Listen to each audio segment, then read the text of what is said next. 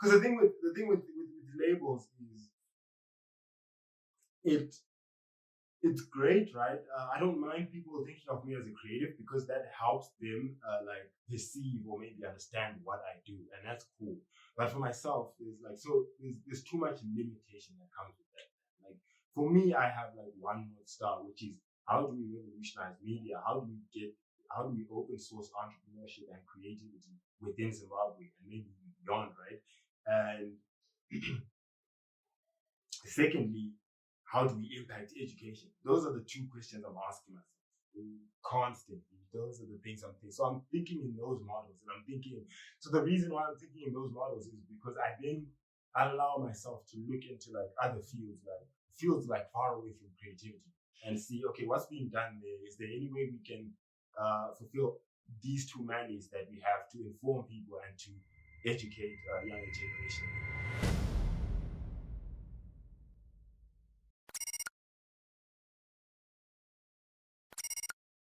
And we are rolling. Uh, Dang, it's been a long time coming, I guess. I'd say for myself Yeah. to have you on the show. I've been waiting for this for quite a while, and it's really good to have you here, Mr. Farai. Welcome to the show. Thanks, brother. Thanks for inviting me. Yeah, we have been planning on this. I think it's over 6 months to be fair, isn't It's it? been too long. It's been too long. But honestly, it has been my fault. Farai is definitely not the one to blame for this. Um, I've had But to be fair as well, it allows us to go and work, I guess, isn't it? exactly. There's That's more to what's talk up. about now than then. So Hundred that's cool as percent. well. I love that. I love that mentality. I was actually on your website and I was looking and I was like not thinking the same thing, but I'm like, now that you mention it, this guy's got so much content now and he's done so much and experienced so much. There's so much more to talk about. I think it's a good thing. Funny how God works, right? That He just allows things to happen when they're supposed to happen. And I guess When this it's is our ready, time. yeah. This is our time. This is our time. How are you doing? That's the first question I'm going to ask you. How are you feeling? How are you doing? The year's almost come to an end, which is crazy for me. It just feels like it's gone by so fast. But how are you doing? How are you feeling? How's the year been so far? I'm great, man. So funny thing about the year for me, the way I'm looking at the year now is crazy because my year kind of starts in June now because of Story Untold. That's when we started. So right now we're like, when I'm thinking of things, I'm thinking we've done a 1 year, 4 or 5 months actually. So I'm not even thinking of the year in essence, but I'm really great, bro. I'm really good. I'm in a good space right now. We're starting to pick up a bit of momentum as Story Untold, so that's kind of cute as well. And how are you Oh, I love that you asked. I love that you asked. Um, no one ever asks me questions, you know. doing? Yeah, I had I'm not. to. I feel noticed. I feel appreciated. Um, but yeah, I'm doing good, bro. I think, like I just mentioned earlier, I feel like the year has gone by so fast, and I haven't had time to process my environment. I haven't had time to process where my life's going, where it is now, and where it's going as well.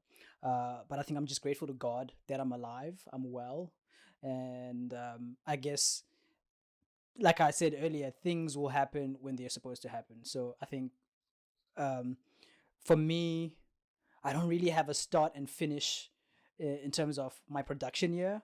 And I did, and I wanted to have something like that initially, but I scratched it completely for different reasons, which I won't speak about because this is about you. But yeah, I think, how am I doing? I'd like to answer that creatively speaking, not so well. It's been a very difficult year for me creatively, and I'm just trying Yeah, to what's pick up that with that? up. What's going on? If we can get into that. I think it's the new environment. So I've recently, beginning of the year, recently moved to a different country. So I think that move and adjusting to that and trying to pick myself up again was very difficult. I think I was I underappreciated the ability to know people where you live, you know, to know people like you. So being in a new environment and having to start like literally from ground zero to network, to get to reach out to people and know people. It was crazy, and it's been crazy. And to be honest, I haven't actually been able to master it. So that's probably been the most difficult thing this year, which helped me realize as well how important people are to the business. Without people, there is no production. I'm not taking photos, I'm not making videos if there aren't people to take photos of and make videos about. So I think that's been the most difficult part for me, but I guess it's a learning process. And I'm looking to kickstart again and have a better 2023. I think it's probably been like 4 months now, and you're literally like the first person I've sat with in the last 4 months. So this is special to me. Oh, that's amazing. This is special to me, and I appreciate you coming through. I really do appreciate you coming through. We're back on. We're back on. That's We're great, back man. on. I hope you figure it out and the momentum just picks up. Yeah. So I guess for people who are tuning into the podcast for the first time, not tuning into the podcast, for people who are watching the podcast and seeing you for the first time, please tell them what it is that you do. Yeah, so I'm the founder, which is a word that, it's a heavy word for me. But I'm the founder of Story Untold, ZW. ZW standing for Zimbabwe. Essentially, what we do is we're trying to fill the information gap that's currently plaguing Zim. And how we go about doing this is we interview creatives, we interview athletes, we interview entrepreneurs of Zim. That's really our thing. And beyond just information, really passionate about education. So in the coming years, you see us like becoming more active in that space. But in the here and now, we're like really pushing on the information side of things. I love that. I love that word, founder. Again, I was on your website and I was reading CEO, founder, director, and I'm like, all these titles. I'm like, it's crazy. It's giving me sleepless nights. It's crazy, because I right, don't when you care about any of that. Yeah, but when I was reading it, I was just thinking how crazy it is how we are all these things, especially when you run a one-man show, and you kind of forget how intense and how many roles you're playing at the same time.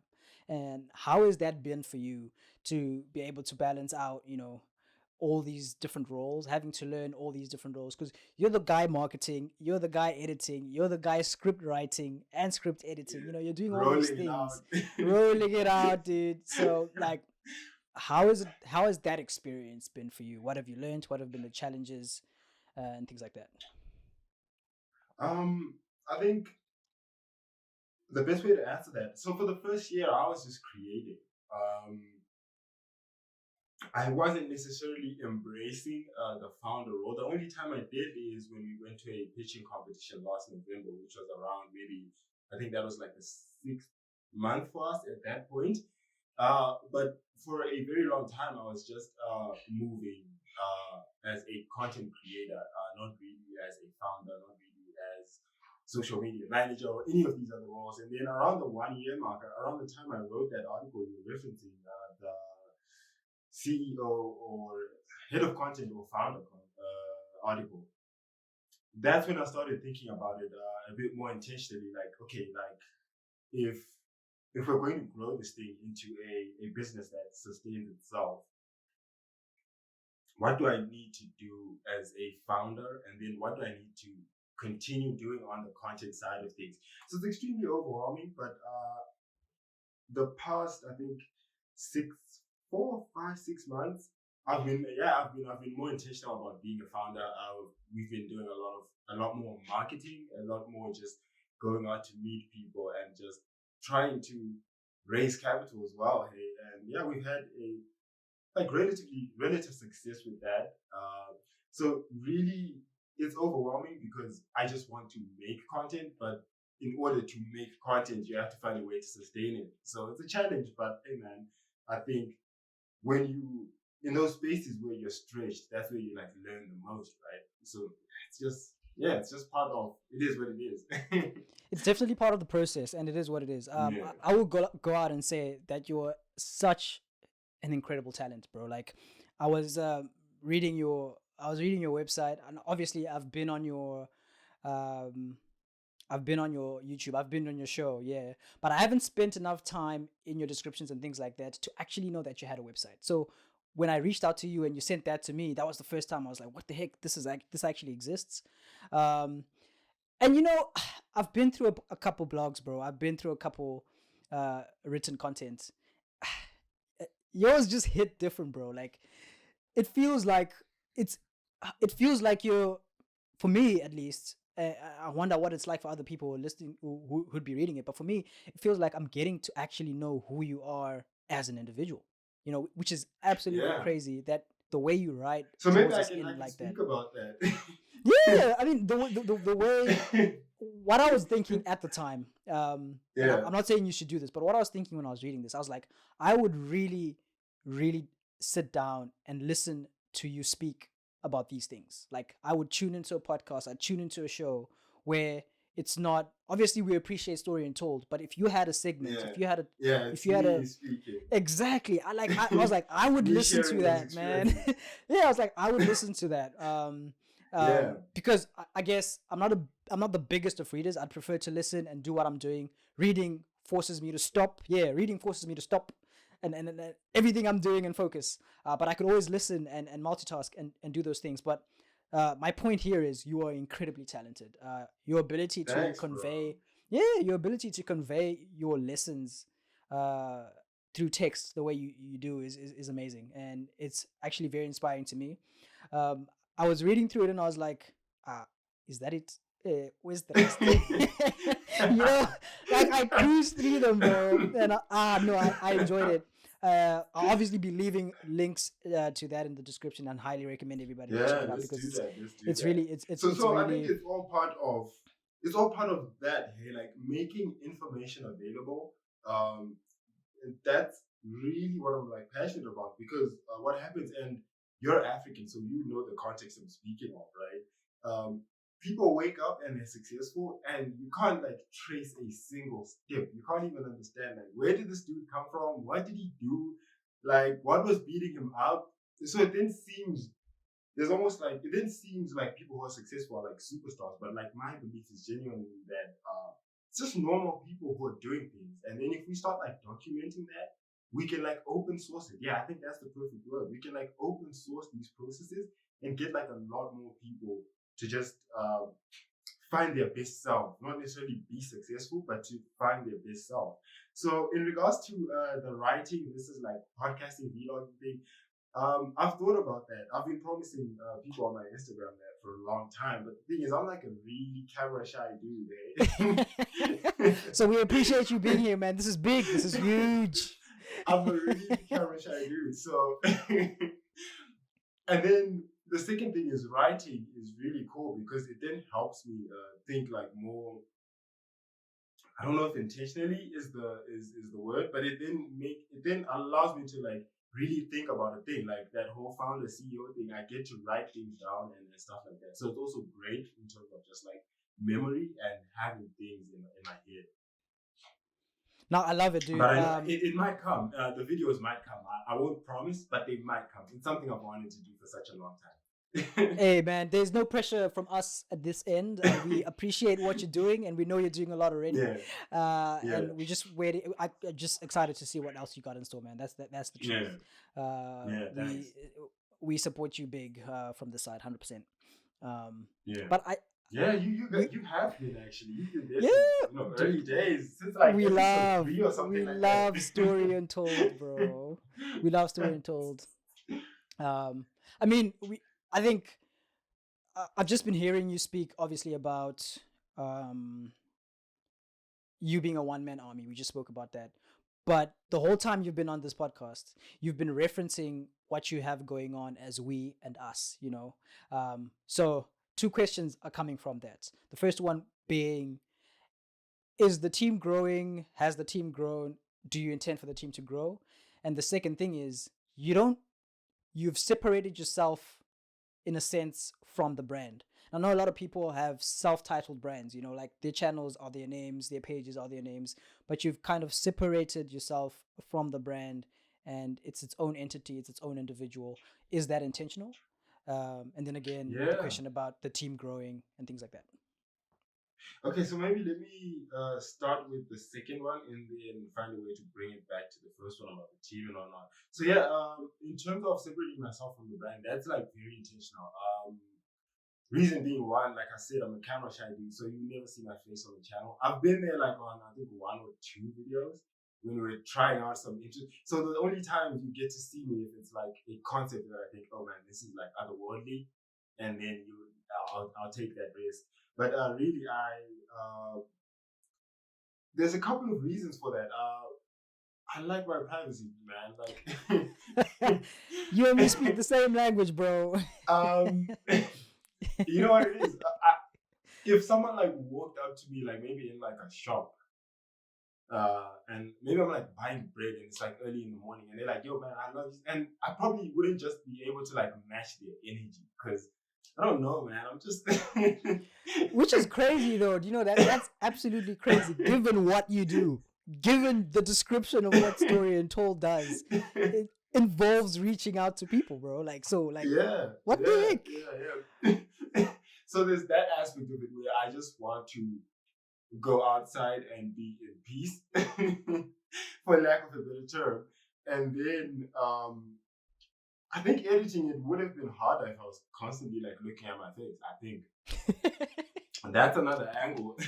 Now because you become like super self-conscious, right? You're like, Oh, so snap, funny. bro. You start thinking about That's things so that don't real. necessarily matter. That is so real. That is so real. Because at the end of the day, like the most important thing is I am just a medium, right? I am just a guy who gets the story to people. So I don't want to focus too much on myself when I'm doing this. And then beyond that, it was resources. We we shoot on mobile, so I do have bro, two get phones, out of but here, then bro. yeah, For real? yeah, the same phone, Nah, the same bro. phone I'm shooting this on right now is what we shoot Story Untold on. I What just lowered the the resolution heck, bro? a bit. Dang. So it was that as well, just resources and skill. Because so it's actually a lot of things. Now that you've asked me, and I'm thinking Now about that you're thinking about it, right? You're realizing. I'm like being more intentional. I didn't have the skill because I before starting this, I was a writer for 3 years. I was writing for Zim's like biggest tech publication, TechZim. I don't know if you know them. Yeah, They're I know like pretty TechZimtv. cool. Yeah. I was there for 3 years. So really, that's where my like experience was, and like Story Untold is like really like a new experience for me, like playing with video, so getting to learn. So I didn't want to start by going like so technical when I didn't have the skill because I'm learning on the job essentially. And then to your second question, which was the we so when I refer to it as we, it's just the entity. I'm still a one-man team at the moment. And at the moment, it's really intentional because one, we don't have like a revenue model in place where I know that for a fact I'm getting this much amount of money in at the end of the month. So it doesn't make sense for me. I wouldn't want to. I want to pay people for their time essentially. So if I want, if I'm to get someone in to do like social media, I don't want it to just be like, hey, I'm passionate about this. I want to help you out. I really want it to be a more fair value exchange. And then secondly as well, I think it's important as a founder now to know all the aspects of the business. So now that if I'm doing social media management, I know how much that can how much like pressure that comes with, right? And so when I eventually hire someone, God willing, in that department, I can respect them because I know like how difficult their work is.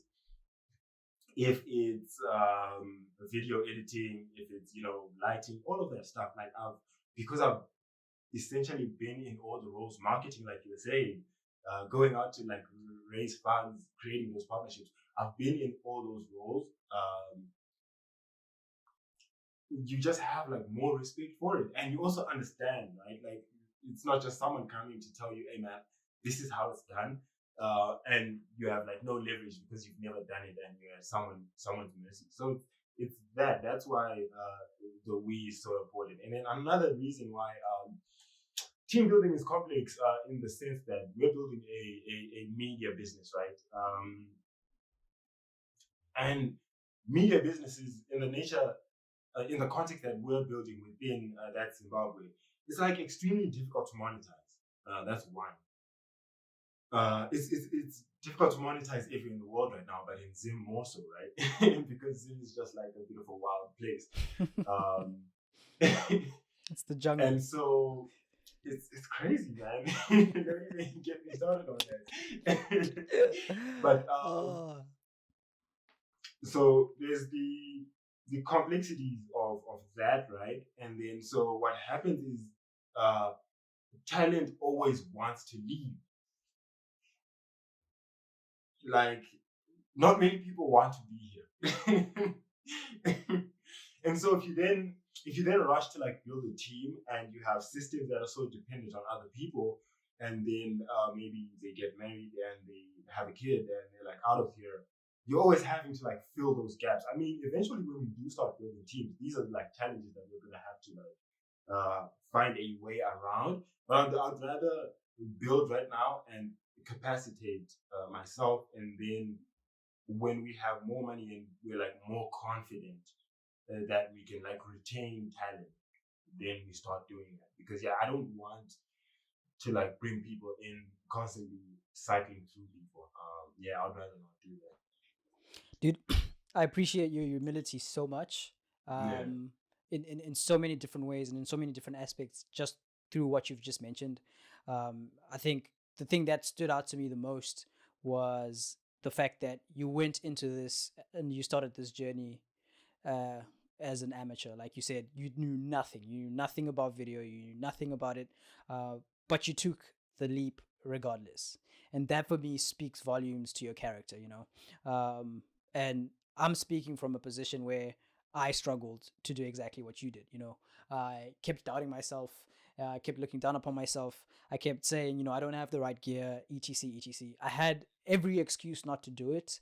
But just like looking at your story and looking at the way you've approached it, you were like, I don't care what I don't know and what I know, and I don't care what I have and don't have. I am doing this thing. We'll figure it out. We're getting information out there. And for me, what that says is you care more about the people around you and the information that you're bringing them than yourself. You know, I was just too focused on myself and how I'd appear. And like, you see how shocked I was when you told me that you're recording everything on mobile. I would have never known if you hadn't told me. Yeah, I would have never known if you hadn't told me. And I think then when I look back and I'm like, if I was to do it all again, I'd definitely take that leap. And I think for anyone else who's listening and anyone else who's in a position of about to start thinking about starting, contemplating starting, whatever it is, I'd say, like the good man Farai has just shown us, go for it with what you have. Go for it. Figure out the rest. You'll figure out the rest. So, I think with creatives, I think the thing that sometimes hurts creatives is what do they call it? Imposter syndrome. Oh, dude, come on, bro. I think that hurts creatives a lot. And then, fortunately for me, and sometimes unfortunately, I think I have like the opposite of that. You just don't care. I think I'm that guy. Let's go for it. Let's go. So it's real though. But I do see like a lot of creatives struggling with that, and maybe for me the thing is, at the end of the day, it's the way I would describe it, away from the joke of saying I think I'm that guy. The most important thing is the information, right? Yeah, 100%. So let's just get it out to people. It doesn't matter how, right? Yeah. It doesn't matter how. People and the thing is, even if I had like an amazing like dedicated studio to shoot from, if I had like top tier cameras, if I had like an editing team, a marketing team, all of that, all those structures, right? you're still gonna fail at things. It's just inevitable. It's never gonna be enough, right? Whatever it is that you Yeah, have, there's always gonna be room for growth and making it yeah. better. So you're always so even with like big marketing teams and whatnot, you're still gonna mess some things up. So I really don't mind that. I don't mind that. It's fine. I think the thing with me is like I have no shame. I love that, and I think Yeah. if if if we're talking creative, if we're talking starting a business, if we're talking being an entrepreneur, that's the kind of mentality that we need, man. Like that's the kind of mentality that anyone needs as they walk into that. And I think you've done a great job at uh, leading by example in that sense. I'm definitely inspired, and I'm definitely learning a lot from you, which Likewise. I Feel free appreciate to it, bro. as well. I appreciate it so much. But I just wanted to find out. Yeah. What was it like for you growing up? I know a lot of people who end up in certain fields, end up uh, certain career paths, is because they've been shaped that way growing up. But did you grow up in a creative family? Did you have any friends, family that were close to you that were into anything creative, or this has been something that you've just discovered by yourself as you've grown up? Yeah. I wouldn't say I discovered it. Yeah, because saying I discovered it by myself is that's a bit wild. That's a bit big That's because like wild, right? so many things happen in life that leads to other things happening in life. But in terms of growing up, I don't know, man. That's like I wasn't prepared for that. You weren't So no, ready. I I'm should have not sent the from questions to you a. before, eh? Nah, I don't mind it. I don't mind it. I Uh, think if you had sent them to me before, I would then like trip over them so much. I yeah, would you be would have like a perfect athlete. yeah, that's true. I would That's have true. overthought them so much. But essentially, no, we're not. My family is not like creatives. My dad works in insurance. My mom worked in a number of embassies, NGOs. So yeah, I wouldn't say we're creatives in that sense. And then, but the thing with me is, I'm just like I like trying things out, right? You're a So free spirit. I love that. exactly. So I'm the guy who maybe in school, like one term I could be like first in my class, the next term I could be maybe 20th in my class, just depending, On what just the mood depending is. on what the mood Yeah. I feel you, is. bro. I feel you 100%. If maybe I have a point to prove, stuff like that, Yeah. just weird, random things like that. If I'm motivated, but I've always been like open to trying new things out. So how I ended up in the information space, which was initially journalism, right? I mean, you could argue that what we were doing is still journalism. I'm fine with that. But how I ended up there is after my A levels, I just wasn't sure what was next. Uh, like career wise, like committing to something. I just wasn't. I was like, I don't know, man. Like lore, suits. I don't know. I don't I like don't that. feel I that. don't like Yeah. that. So during my gap year, I applied for a job at TikTok, as I said, and I didn't get it. But then maybe like 6 months later, they reached out to me and they're like, "Yo, are you still around?" I'm like, "Yeah, I am." Come off And then it, they're bro. like, Six "Come through." months. Yeah, it was Six like 6 months months. after the interview. Yeah, What the heck? because initially they told me, "Yeah, you didn't get it." They actually hired a guy who's actually like a close friend of mine. Funny enough. Shucks. So And what? They so just when I kept your saw him, CV ready. 6 months later, they're just like, "Yo, yeah, what up?" yeah, yeah. 6 months later, they're like, "Yeah, we really Wow. liked the interview, and there's like a spot now. Are you still open to it?" I was like, "Yeah, cool, let's do it." Uh, and yeah, that's how I got into like information. And so I wasn't like a journalist. Like I didn't go to school for it, like tertiary education. Like, I was really coming out of high school, and then I spent the next 3 years there. And then in spending the next 3 years there, I was like seeing the opportunity of the internet. I'm like, yo, there's so much there's so much we haven't tapped into. There's so much like influence we could build up using the internet, right? Like there's just so many people we could reach as well using the internet. So that was always like the fascinating thing to me. So after I left, I was thinking of a number of business plans. A lot of them were cool. Some of them rated 18, not so cool. And then I settled on, I think the good age one, because I didn't settle on Untold. I was like, okay, let's go for this because I already have a lot of connections. I've been in media for a while. But yeah, I wouldn't say I had like a creative background, but it's just an openness to like experiencing things. Where it's like, if I do this for the next maybe 5, 10 years, I'll leave with like so many like with such a huge network, such a wealth of experience. How do you build a business up? Digital marketing, videography, all of these things, and you're learning so many different skills whilst you're at it as well. So I think that's just how I prefer to learn, like just by doing things and By being in the experiencing field. it. Yeah, Yeah. I classrooms are just it's tough, man. Like homework and stuff like that. I don't Don't know. even tell me about it, bro. It's hard Oh, for me to stay motivated in that space. It's extremely difficult. That's why I was saying before, like one term I could be like the first or second in my class, and then the next term I'm just like, yeah, but that's, so I yeah, guess that's normal for a creative mind, always trying to, I think that's the reason why you'd probably wanted to branch out and start Story Untold. Not saying that working at TechZim was a bad thing, but obviously you're working within the bounds, within the regulations, within the creative confines, structures, exactly, of TechZim, which is not bad. It's not a bad thing, but you wanted more, and you went for more, which is like so dope. But your experience with TechZim, that 3 years that you were there, would you trade that? Would you do it differently?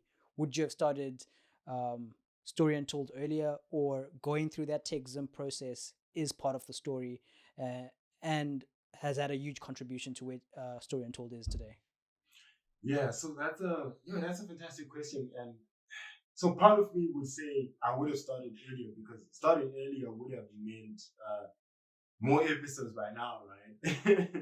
But if I'm being like 100% honest, if I'm being 100% honest, I wouldn't trade it because um, that's how, for two reasons. If I hadn't been there, I don't think Story Untold would exist. I really don't. And then secondly, the learning about like the startup side, the business side, learning about distribution. So essentially, what my role was, I was a writer, and we were focusing on business and tech startups, right? So if I hadn't been in that role for 3 years, I wouldn't have constantly been like analyzing like new startups, business models, and stuff that tends to then lack when you then decide to do something like this. Like now when it comes to like sustainability, I have like a lot of ideas. I have like a lot of creative models that you're going to see us test out. I think some of them are like really around the corner, maybe around December, January. You'll be seeing us testing out some models just to help us find the sustainability quicker, right? So those 3 years of exposure, studying businesses that are in media, outside of media, looking at TechZim as a business because the structure was very open. I think, as far as having mentors go, like the CEO, that's my only mentor so far in my career, and learned so much more than just writing and delivering news. So that's an invaluable experience for me. I think that's a very invaluable experience, and then it also prepared me because now I know the nature of the challenge at hand. Like It's not I have no easy. The journey misgivings is not easy. regarding how how difficult it will be for us to actually uh, not only just fulfill the mandate that I've set for the organization, but to do it sustainably and maybe in in a nature where we can actually turn it into a career that we can do maybe like 5, 10 years, like I said. Shucks. I love that. And I'm definitely looking forward to that. And I want nothing but growth for Story Untold. The work that you guys have done now, and I can only imagine the work that you are set out to do. And it's really exciting times for, I guess, our generation. um we've had uh yeah, it's just not just I think obviously on a global level, but as Africans, like I'm really happy to see us being able to do things like this, um reaching ends of the world with our content. And not just that, but having the power to dilute the culture as well, to spread the culture. Because for like a really long time we've only known what we know, uh Europe, right? It's like that's what we've consumed most of in terms of content, which is not a bad thing. That's what we've had available. But now seeing people like yourself come out and make content available, eh, and have it available on platforms that could potentially reach the ends of the world, dude, that's just, for me, it just gets me so fired up, so motivated to go out there and do it more. So I guess we appreciate platforms like TechZim. We appreciate businesses like TechZim that give opportunity, because it's not easy to get an opportunity.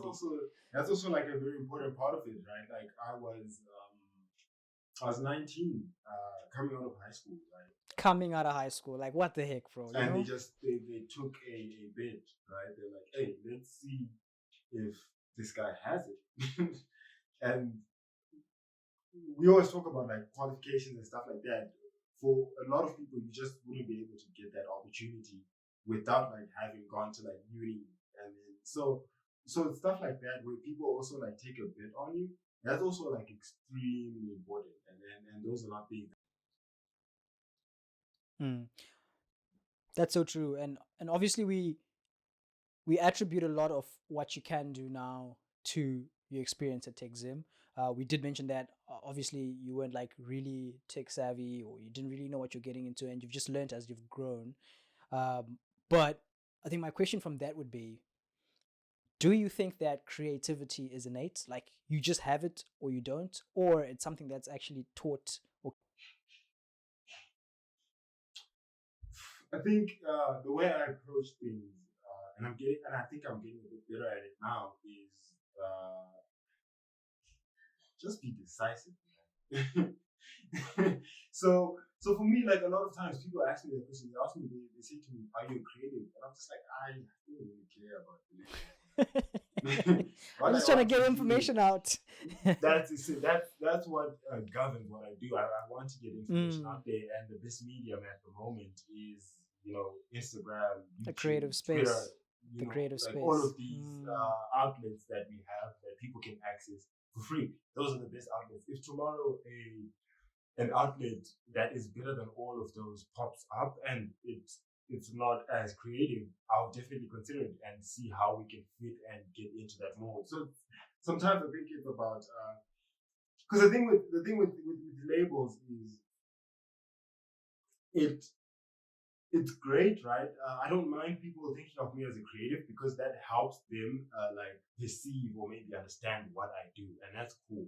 But for myself, there's too much limitation that comes with that.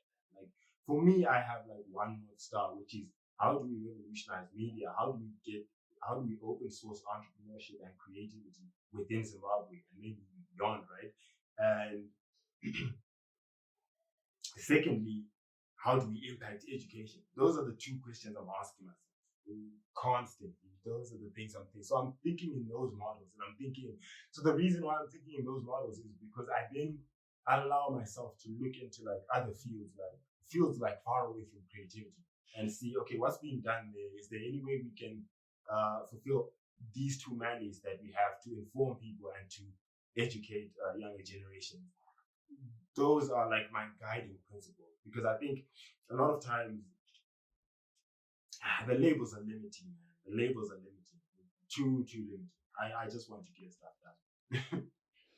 I agree with you so much, and bro, you speak so well. If you were running for president, I'd vote for you 100%. That's the kind of 100%. Stuff we love in Africa, isn't it? Yeah, let's go. Oh snap! But you're right. Like I do get you. And truthfully speaking, I've never viewed it that way. I've never seen it that way. Um, that label definitely can be limiting. And I appreciate what you said, Kuti. I don't mind people viewing me as a creative because it helps them perceive me or understand what it is that I'm doing. You know, which brings me to another question, which is very interesting now, is that people are going to perceive whatever it is that you're doing and whatever information you put out the way they want it, no matter how you intend for them to view it. Which reminds me about a piece that you wrote. So you wrote a certain piece um, about your 1 year, and then you wrote another piece after that, uh, where you started off by explaining that you had a friend who, after they read that, they thought that it was dark and gloomy and sad. Yeah.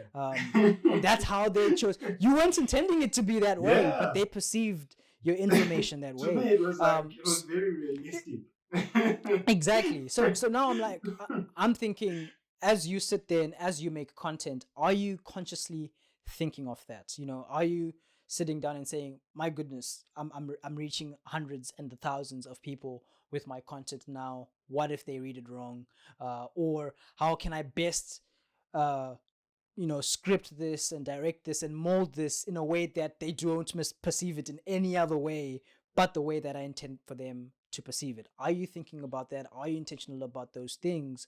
Or you let it speak for itself and you let them take it in the way they want it? Yeah. So that's a great question. But I think the way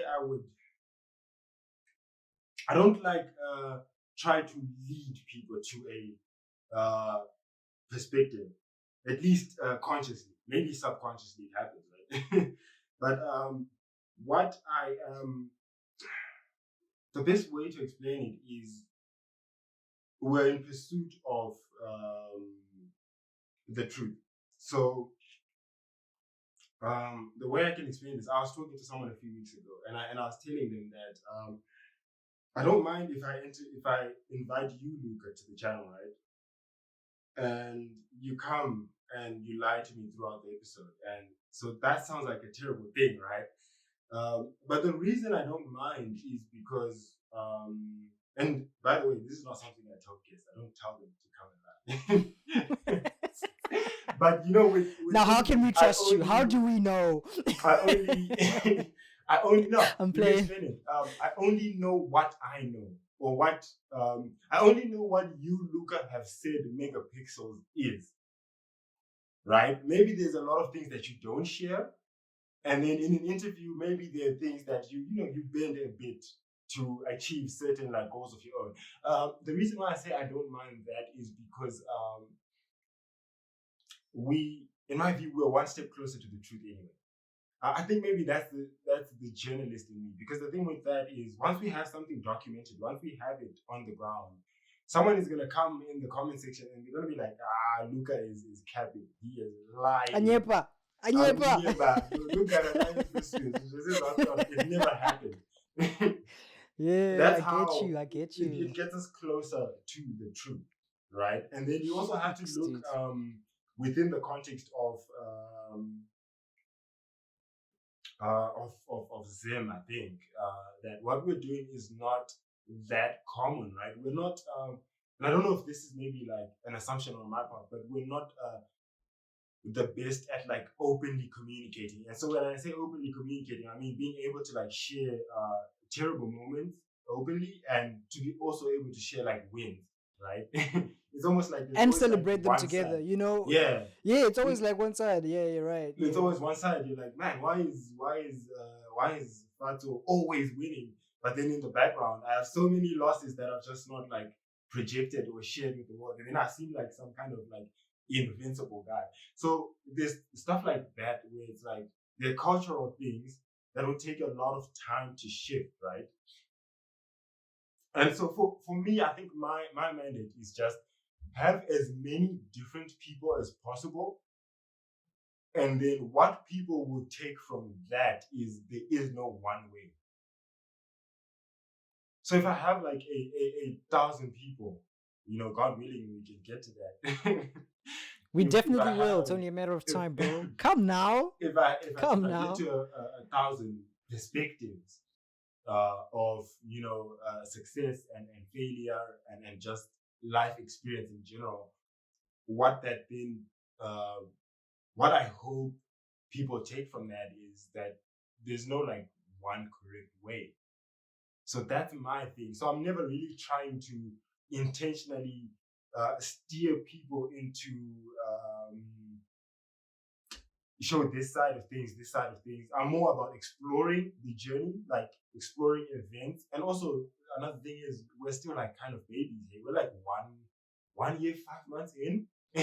So that's also a Small, thing that small, small, it's small. exactly it's a craft that you get better at with time. But in terms of people like misconstruing things, I don't mind that. That's not in my control. I think like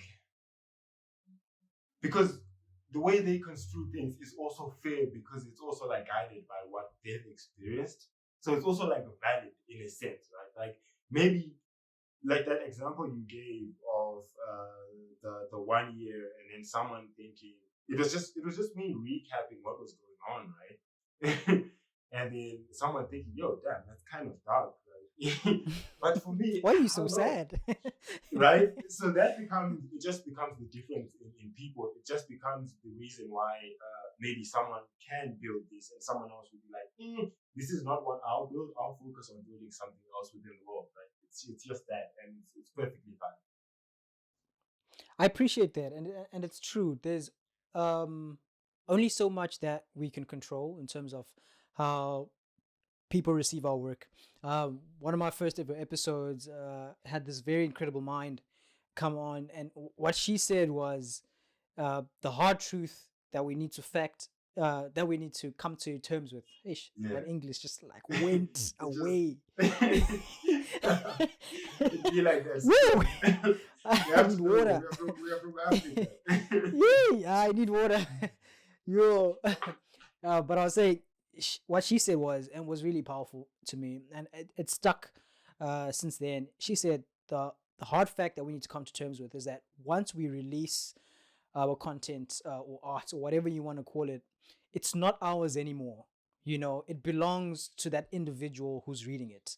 So it belongs to 100, 500, 1,000 different individuals who are reading it, and they can do with that as they please in their minds. And that for me, it's scary, bro. You know what I'm saying?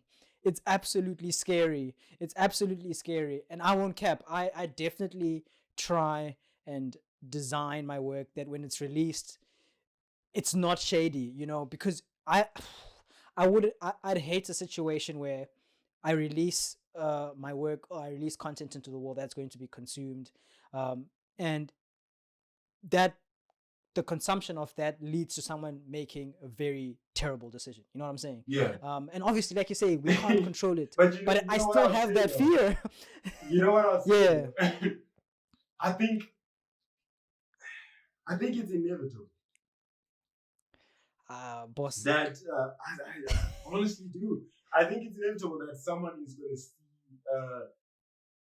your work and maybe interpret it in a way that you didn't set out to to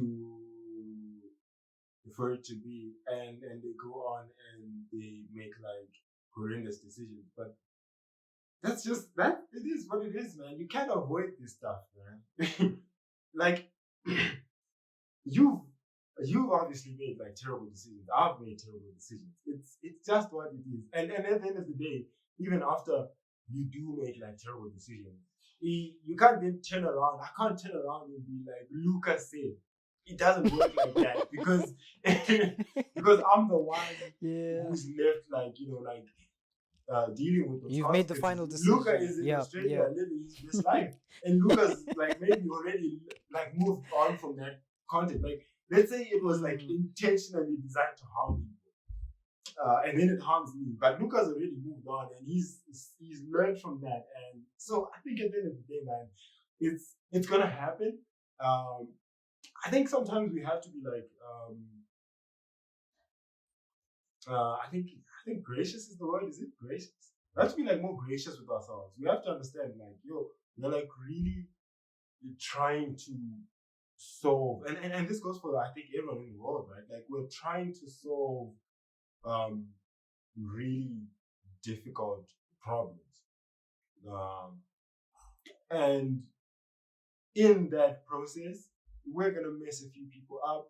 We're gonna mess ourselves up. But You're hopefully, funny, bro. hopefully, that's not like where the story ends. I think Yeah, like 100%. there's like a brighter end. Like, hopefully. Yeah, there definitely has to be more to it, and I appreciate you. I appreciate you saying that. I will not cap it and say um, I'm not afraid, because I am, bro. Like, I'm very conscious of the content that I put out, and I do have those fears. But I, th- I think Like a I hundred think I need people watch to. your episode, 1,000 people watch your episode. Uh, And like you're when you like, look at the number 1,000, it doesn't seem like a lot, right? But imagine this, Luca. Like, if you were to like go to like a physical venue and people give you like an hour and a half of their time, 1,000 people, that would be like legendary bro, to me. bro, 1,000 is huge, bro. You know what I think when I think about 1,000? I think about my high school, bro. My high school was half of 1,000, bro. Exactly. 500 students. And So you people will know, willingly when you come. used to go up on stage and look down at the sea of people, you're like, And you're oh my days, terrified. Van Wakawanda. Now, you know what? Exactly. So 500 in So and there's of itself definitely is a lot of impact in the people. stuff that we're doing. Yeah. Um, yeah, I think I definitely need to adopt your way of thinking. Um, but obviously it's going to take time. It's not going to be something that I can just flip off, switch off. I mean, yo, English, come, English, come, English, please join this It's conversation. boxing Don't you leave right me, now. English. Don't leave me. It's not something that you can switch off. But like you rightfully said at some point in this conversation, you said the best way to learn some of these things is through experience. You know, being in a classroom or watching a video or reading a textbook is not a bad thing, but the best way for you to actually Heighten the stakes a learn bit. and check exactly put yourself in those Heighten situations the that stakes a force bit. you to test those skills, you know. So I appreciate you. Yeah. I appreciate you calling me out and just letting me know that the fact is I'm gonna mess some people up. Oh man, guaranteed. Like, even if you weren't making 100%. content, it's Some just how way. we are as people. Yeah. I think the important thing is like you said, to learn from it. It's good to look at this thing. It was intentionally harmful, but he's moved on and he's learned from it. The important thing Yeah, is to learn bro. from it, even after we mess Just to up. forgive yourself. Um, like you said, gracious. We need to have Yeah, grace, bro. Just yeah. allow ourselves to make these mistakes. Nobody's perfect. No one's going to be perfect. But I think it's the ability to try and want to be better every single day, every single time. Exactly. And especially in your case, man, you're like, you're fighting for something like extremely powerful as well, right? So it's like, well, maybe it's okay if he makes mistakes to find that, right? I wish. I hope people think the way you think, bro. You've got such a unique mind. I, I hope they think the way you think, bro. 100%. But speaking about thousands and hundreds and 500 people that we want to get to and hopefully reach in terms of the perspectives that we hope to achieve, that process is not easy. It just reminds me of when I started reaching out to people, and I have nightmares about this still, bro. It's just cold, ice cold, bro. Like, you can see they read the message, you can see they read the email, and it's just like, oh my days, it hit hard, bro. So how has that experience been for you? I think obviously now you have the ability to throw names. You've had some reputable people on your platform. People can see good. You've sat down with so and so, and you have that luxury now. But when you started, it was very difficult. Obviously, how did you navigate that? How did you remain confident, especially being someone who, like you said, is a very shy person, would prefer to be by themselves? How did you navigate that? What kind of characteristics did you have to embody? What kind of personality did you have to, you know, um, build up to be able to remain consistent, continue trying, and finally cracking that first second, third, fourth, fifth episode. Yeah. So yeah, that's a. You know what it is with like it hurts like on a personal level, like on an ego level, like when you see like someone's read the message and like they don't even respond, they don't even say, "Hey man, I'm not into that movie." They just like don't respond.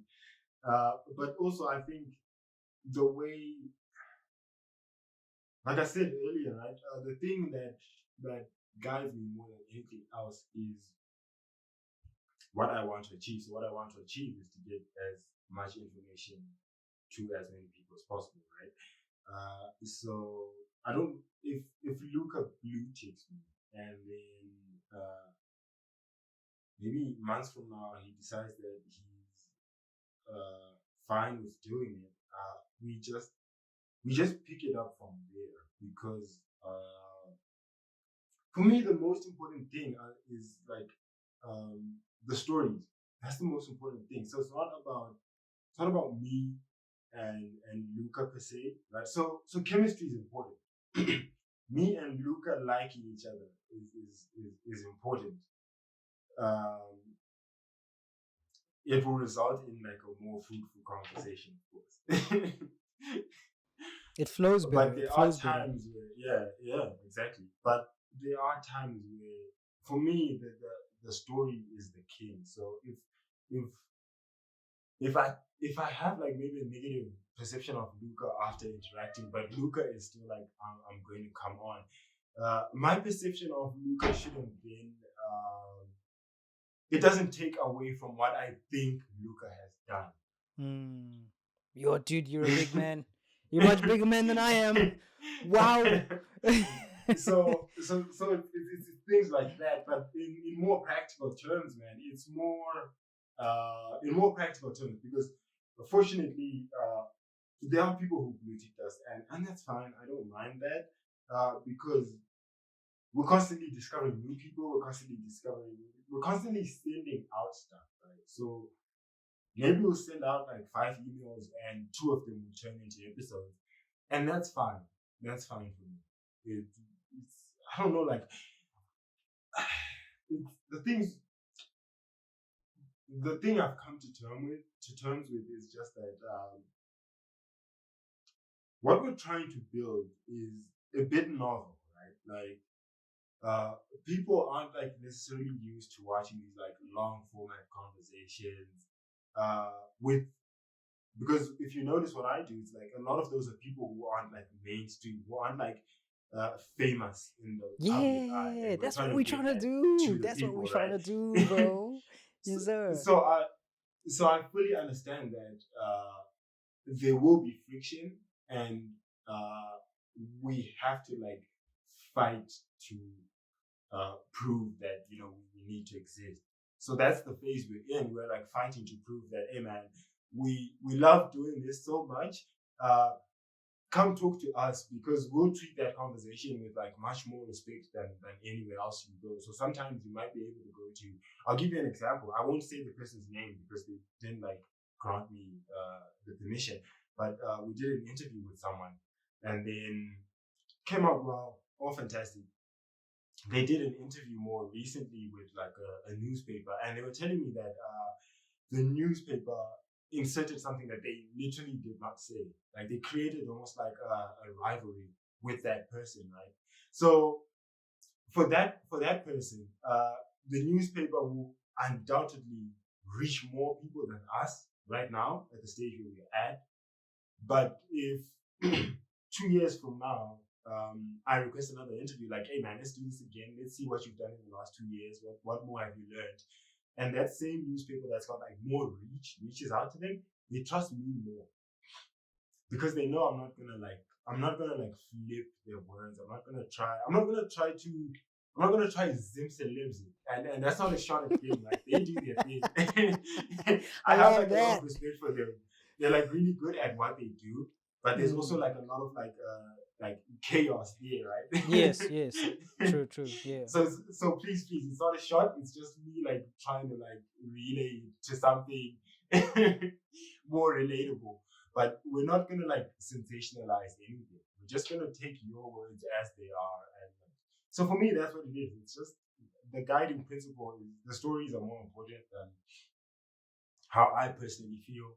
And fortunately, there hasn't been like an incident yet where I like feel, because there's two things, right? You could feel wrong when you're not wrong. That's true. It happens That's often. true. It happens So you often. could Yeah. send someone a DM and maybe they open it and they're like, man, I'll respond to this, and then just life happens and they don't, right? So they intended to, but they didn't. And then you perceive it as, man, they've got a big ego, this and that. That's not necessarily true because you don't know for a fact. So it's about that. Just be gracious to other people, be gracious to yourself. And if someone says no, we'll just go to the next interview. Because they're like a lot of stories. And then there's people who said no when we started, who said yes now. And they've done more. It's the thing we were talking about at the start of the episode, right? Like, we've been planning to talk about this for, maybe 8 months now, right?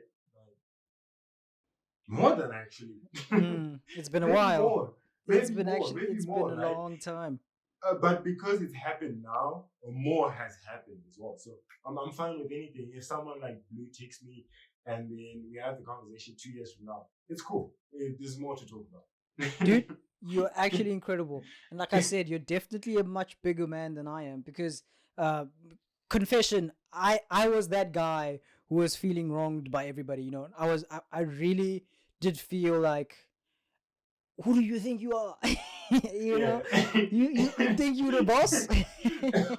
You know, I think for me it's because like being a journalist helps, because when you're a journalist, bro, like everyone just kind of condescends you, man. Like, especially in the context of Zim, bro, like everyone just thinks you're like hungry, or I don't know, like people just look at like journalists in like a very like weird way, like in a very I think it's global, bro. I think it's global, bro. So Yeah. that, right? It's that. So people look at media and journalism almost like in an antagonistic way, like because there's so much like scandalous media, right? That's so true. There's so much of it, and so it's just that I understand that that's also where we are as a brand, and it's fine. We'll take those babies. I love it, dude. I'm learning so much. And I think I've also learned as I've grown. Like you're saying, people actually have lives outside their social media and outside their content. And, you know, to be fair, I was reaching out to people who were big, you know, people who've made it. And I thought for myself, those were the stories that people wanted to hear. You know, people wanted to see the big faces, people wanted to see the big names. And I've obviously since then shifted my mentality. I've since sat down and have to rewrite what I'm trying to achieve, you know. And at the beginning, my ambition, my drive, and my reason for doing this was very wrong.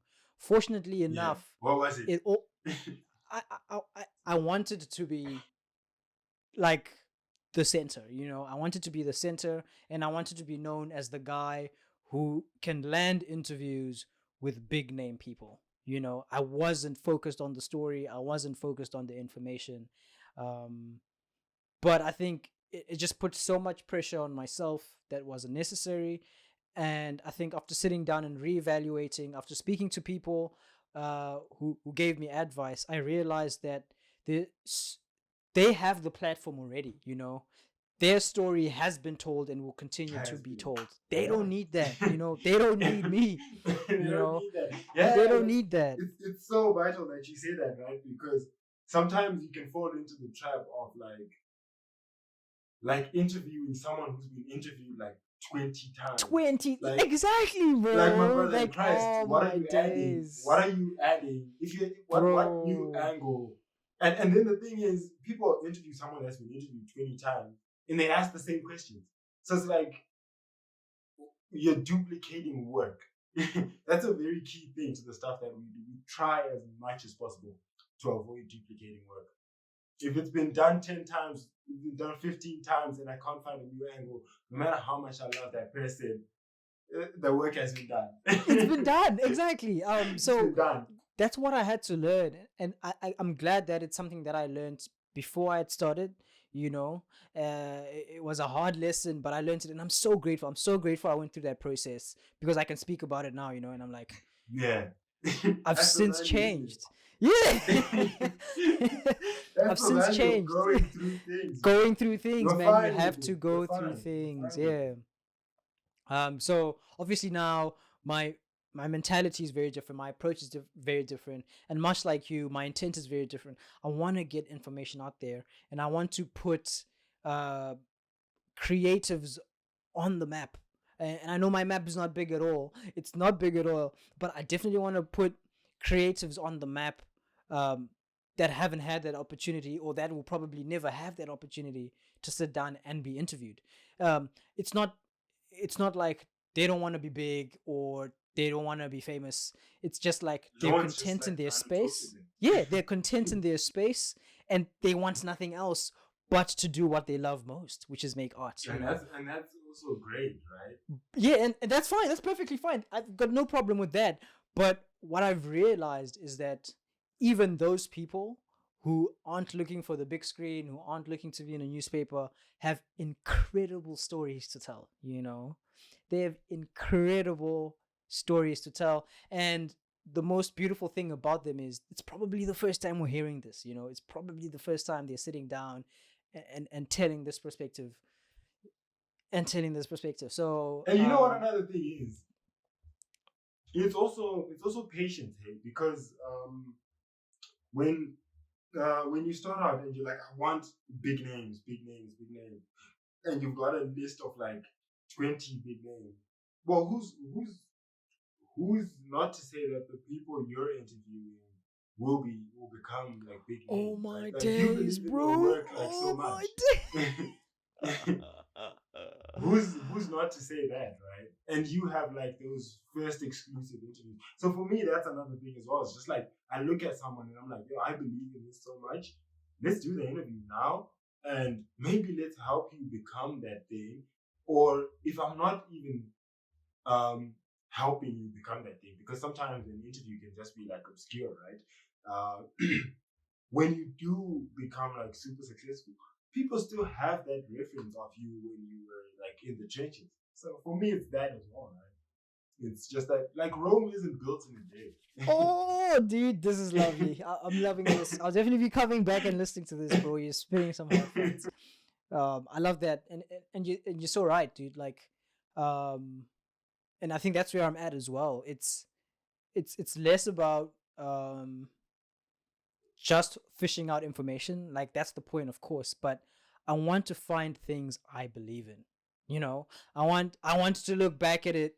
I want to look back when this person has blown up or whatever, whether they blow up or not. But I want to be able to say, I stand by this. I support this. So it's not just information I'm fishing, which was another big thing that I realized when I sat down and reevaluated. It was like, okay, it's a big name, but they actually don't stand by what I believe in. What I You believe. know, Yeah.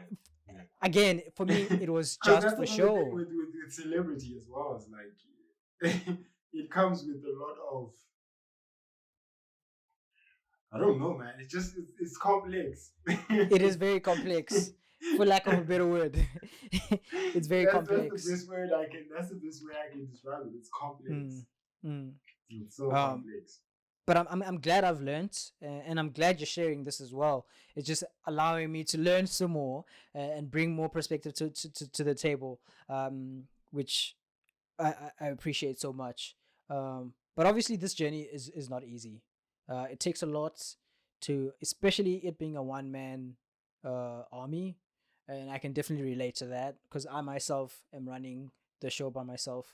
But I think from my perspective, you've been able to do so much. It's been so encouraging to see you grow, to see your consistency, and uh, to see you put your name out there, you know, and be recognized for the good work that you're doing. Um, but my question is, for a guy who says he is shy, prefers to be by themselves, but prefers to be by themselves, what has been one important personality trait that you think one needs to make it or to endure and to pursue?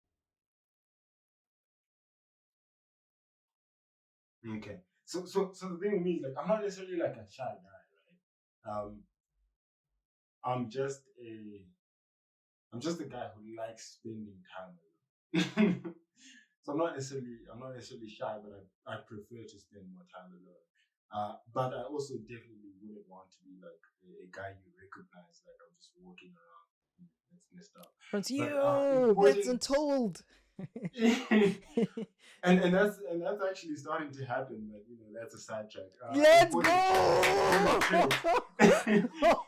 That's what's up, bro. Sheesh. I love it. I love important it. I love traits. it. I love it. Important traits. I don't know. I think just be shameless, bro. Like, and I mean that like in a positive sense, right? Like, just be like if you find something that you feel that you believe in, right? Just pursue it and see. Like at the very least, just see what's up. I think that's for me what it is. It's just like yeah. There's a word that people like to use. They say, what do they call it? Gut instinct. Is that what they call it? Follow your gut. Follow your Yeah. gut. Follow You your feel gut. something, Follow go your for it. instinct. Yeah. Yeah. Yeah. Yeah, Yeah. I think you know what I think that is, and this could be like me just being like a crazy guy, but I think that instinct is you being led. That's I think a lot of times that's the voice of God. That's the voice of your ancestry telling you, like, bro, you're in a dangerous place. Move yourself, Don't do it. Don't do it. bro. You're in a fantastic place. Find a bit more. So it's that I think just becoming more sensitive to that. I think finding things that you believe in and thinking, okay, like how can we fight for this? Because for me, at the end of the day, like even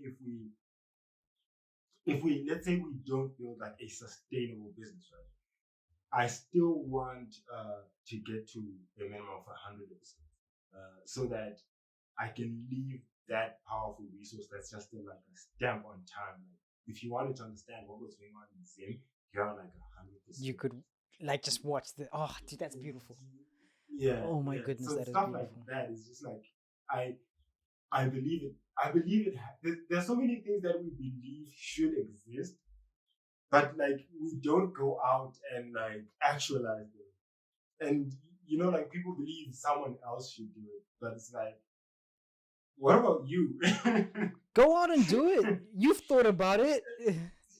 you see the gap and you're like, nah, someone else will do it. It's like, bro, that's kind of it's disingenuous. I think like when people always like, there's this gap. If Ninja are serious, they will do this. So I was like, well, bro, you see the gap, just go and Go do out there and shoot it. Yeah, and you've done it, it. Go bro. and Dude, try.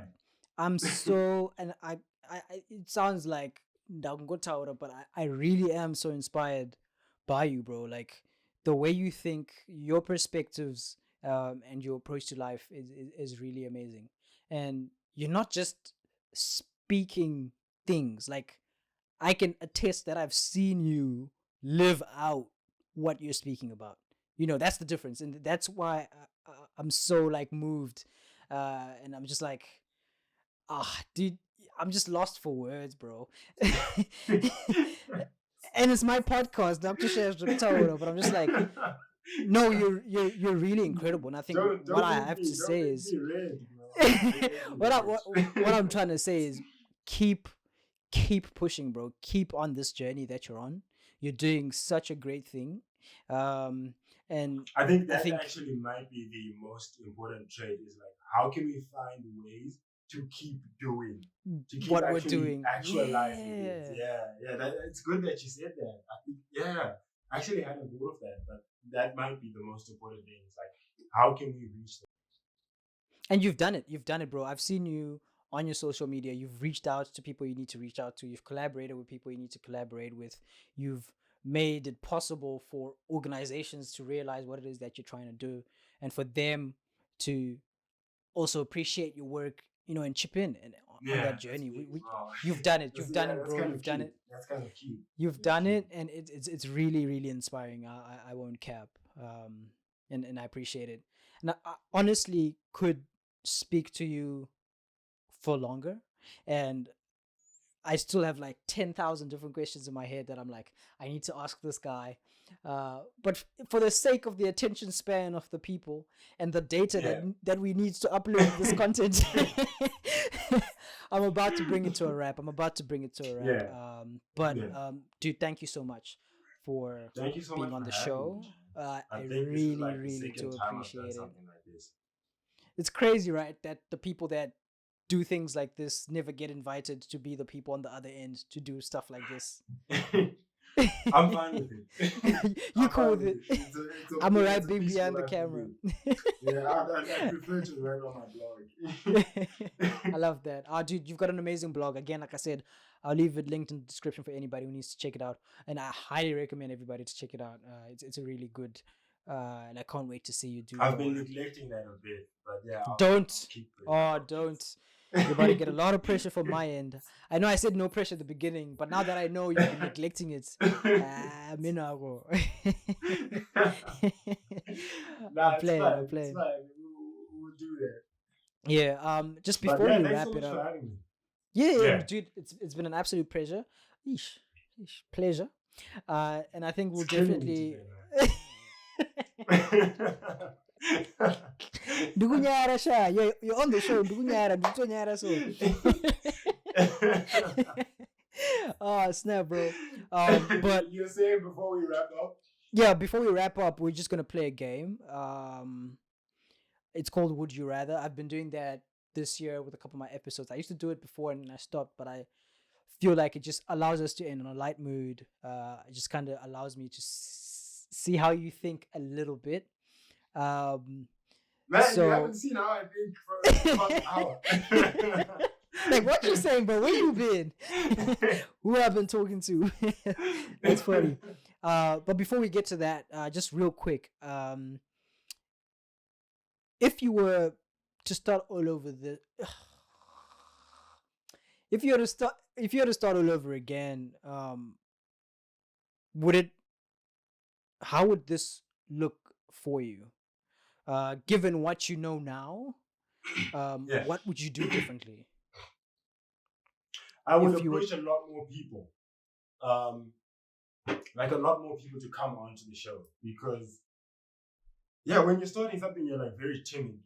Like, and you like you have a lot of like ego to protect, you have a lot of but now I think I've reached a point where I'm more like decisive about what we want to achieve, and like let's really go after it. Like, because the thing is, like, when you start, right, like the thing you're saying about big names and whatnot, you're like your foot is half in, right? And when you're not getting like the feedback that you want, it's like it's demotivating. Almost yep, straight up. But at the end of the day, what the onus on, and I always say this to founders, right, is like it's on you as a founder to like prove that whatever you're building like deserves to exist. So I would just move like with more conviction and like decisiveness, and not like be like so shy, like and not shy, but so timid, and be like, should I email this person, or should I first interview this person, and then I'll just go for things like more. I dig that, and I think my biggest takeaway from that one is it's my responsibility, it's yours and my responsibility to make sure that we give people a reason to enjoy what we do. We have to like justify Megapicsouls. We have to justify Story Untold. Straight up, because the thing is, there's already so many people filling that gap for them. They've already been consuming content before we came into the picture. Now we need to give them a reason to make time within their schedule, for new content, so we need to continue to create that's value. What founders are called to do. Like, exactly. You have a brilliant vision, communicate it to people, like show why it's important. Don't just, because a lot of times what then happens is I understand what I'm trying to build, but because it's so internalized, like everyone else is coming on and they're like, What's happening? What's going on here? Like, Yeah, what yeah, is yeah, this yeah, person yeah. trying to achieve, right? Mm. And then people get frustrated, like, why can't they see it? I think a lot of the people who do this the most, I've seen at least, is like musicians. When they don't get the feedback they want.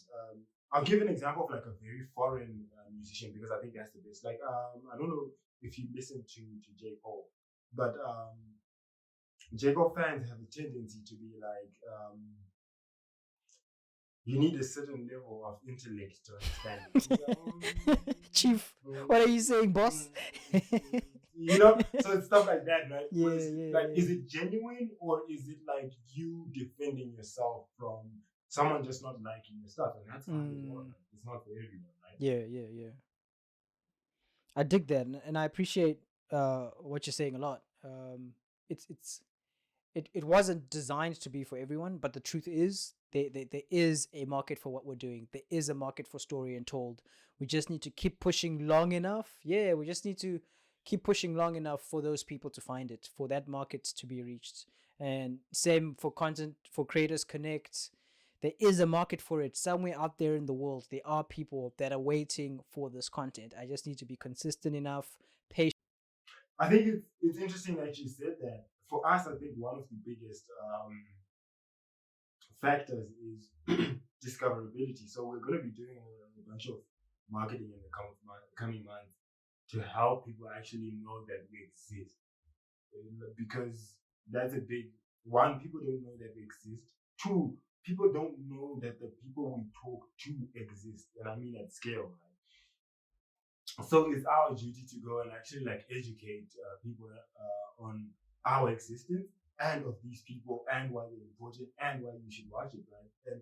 And so all these things are like really difficult. It's hard. It's a lot of work, but that's the mandate. That's the work. That's part of the work. Ndomba Saraj, that's part of the work, and that's our Yeah. responsibility. It's no one else's. If we don't make that effort, it's not gonna do by itself. It's not gonna do the ega, you know. And I think, as we already know, the algorithm is not favorable. The algorithm is I'll definitely not stop playing favorable. that game. The I'll stop algorithm playing is that not game. favorable. I think once I'll we stop get playing that game. good in the game that I'm trying to play, the game that we need to be playing is quality information. Because what's going to happen is that Tino is going to watch the show and Tino is going to be like, this is good content. And then Tino is going to show his friend, who's going to show his mom, who's going to show his dad. And that's the only algorithm we need, quality content. That's exactly. You know what I'm saying? Having like 500, 1,000, 10,000 people who just understand it and love it for what it is. And we grow almost like organically like that. But that takes a lot of time. It takes time. It takes time. And like you're saying, you mentioned the guest you had, and you know, now when they speak about it, when they look at it, Kuti, they've had 2 interview experiences. The one that they want to speak about the most is the one they had with you, because of how you treated them, because of how true it was, exactly, and how you navigated the whole process. So again, time is a big factor, and we just need to be patient with it. And I appreciate you sharing that. Thank you. Yeah. No, thanks so much for having me, bro. Yeah. Let's get into this. Would you rather? Let's wrap it up. Why don't we? Okay, so the first one is would you rather only wear clown shoes or not wear shoes at all? So this is for the rest of your life. Wherever you're going, whatever you're wearing, it's either clown shoes or no shoes at all. Man, I think clown shoes because yo, you're gonna look funky in meetings, bro. You're gonna look funky in meetings. Nah, because you know what it is? It's like if you've got no shoes, people just still think you're kind of crazy. But at least if you got clown shoes, like people think you're crazy, but at least like your feet are okay. So like, dude, that's funny. I'm actually picturing meeting you for the first time and you're wearing clown shoes. But yeah, it would make stuff like dating and socializing. Like, yo. I love that you throw dating in there. You know, they have those ones that come with the bells, bro. And everywhere you're going, people know Gucci Farai Mudzingwa because his shoes. No, it would make things so difficult. It would make things very interesting. Okay, so we said Clown shoes. Clown shoes. So I only have about 5. I don't have many because It's people cool. probably tired. We'll just about to get to the end. The next one is: would you rather be a famous director or a famous actor? Yeah. Director. Yeah, peace. I just kind It's of. just peace. It's just peace. Oh, It's dude, just you're peace. funny, bro. No, I you know want a what? drama. I want a Like, drama. you know what the terrible thing about like being a famous person is like people who don't know you like speak on you as if Yeah, like, bro. they speak like so authoritatively about you. They're like, you should have done A, B, and C. It's like, but you don't even know me, bro. That's so true. That is so real. And I think I'm a director. I'm that guy who speaks about famous people like they're my brother, like they're my uncle. We all do. It's like, yeah, dude. Check, he's fumbled the bag. And it's very easy for them to conclude. It's very easy for people to conclude who you are on one act. Yeah. You know, on one thing that you did. Yeah. You're either this really amazing person because of the one. Yeah. Like it's that, right? It's that, and also like just being made like a role model. It's like, bro, so much pressure, bro. So much pressure, bro. Save yourself. Disappointed. But I'm not your man. I'm not your guy, bro. I'm not your man's like pick that. somebody you else. Have to find pick yourself. somebody else. Yeah. You have to find yourself. Right, I dig that. So we're going with director. I'll probably go with director as well. Like a director who's wearing clown shoes to the So you're a director, you've got clown shoes. Let's see what we get next. Would you rather have a successful podcast or a successful YouTube channel? Probably know the answer to this as well.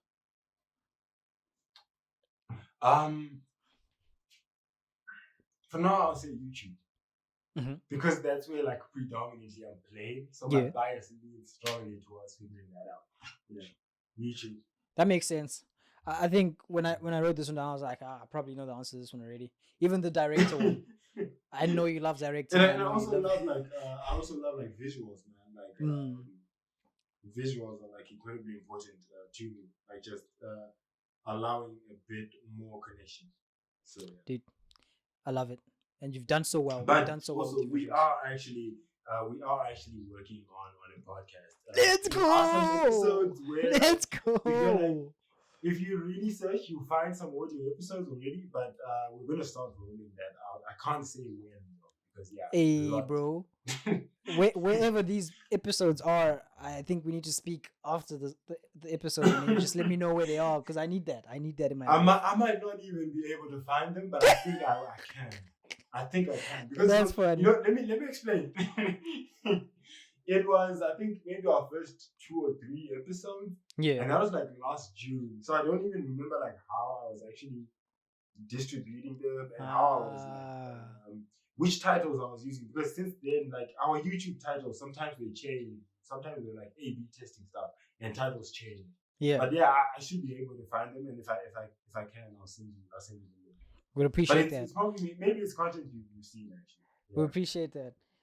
If it's any of the episodes that are there, well, I've consumed all of them. So, but I'd still would love to just have it plugged in. And we love that. I think now that you've mentioned that, low key, you guys are working on a podcast.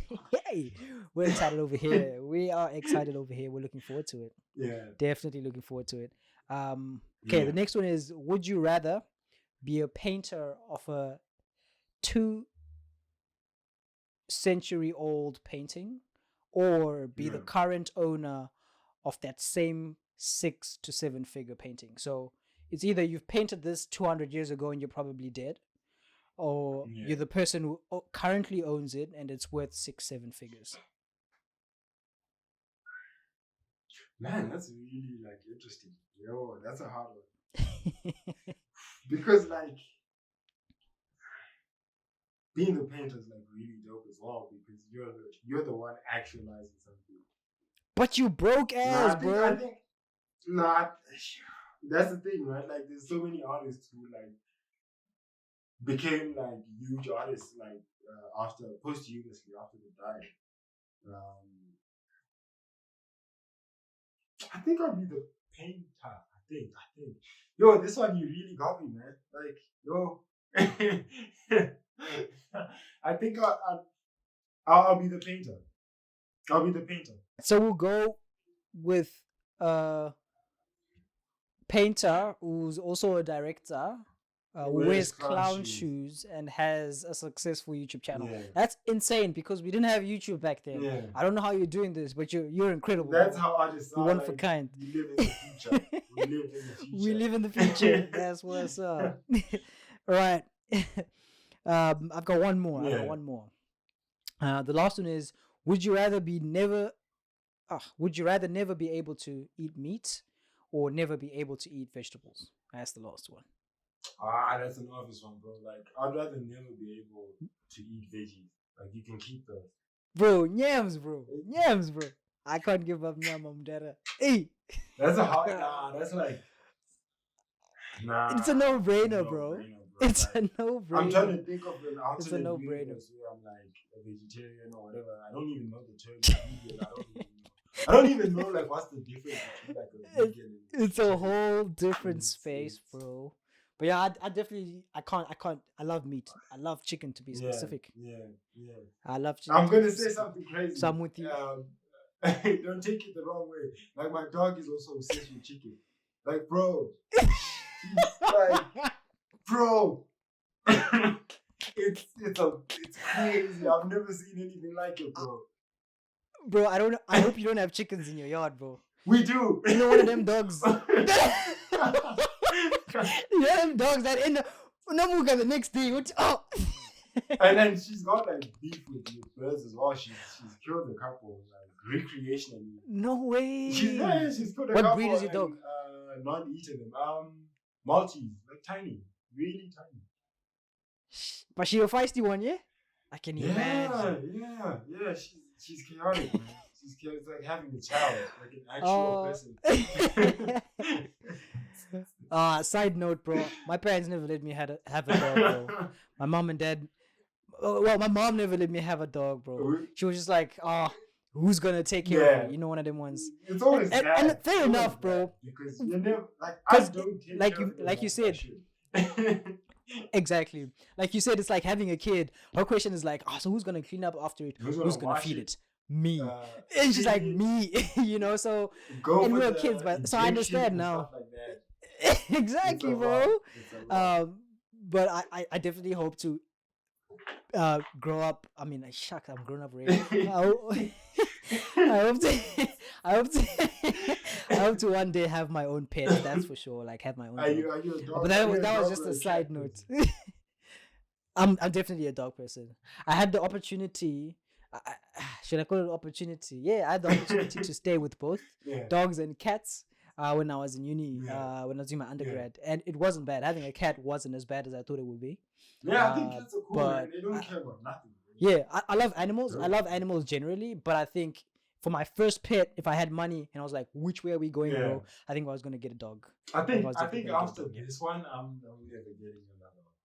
It's a lot of work. You're okay now. Unless, like, dude, don't demotivate me, bro. Unless eventually I have like kids and like nag me for that, then. But and that time we're talking about people who have like 3, 4, 5 dogs, bro. And I'm like, what are you doing, bro? How are you managing? Like, I'm telling you, like, my dog, like, bro, she can look at food and just be like, I'm not eating for like 2 days until you like give her chicken. Oh, bro, it's just a mess. Bro. Yo, she's obsessed, bro. Bro, you spoiled her, bro. It's my mom. You spoiled her, bro. It's my mom's fault. She's spoiled, bro. She's the one who was like giving her. I'm starting to think of those people who are like, I only eat at. Yeah. You know, I only shop at. That's how she legit like. You know, one of them ones. And then she looks at you. She's like, nah. Gotta love it, bro.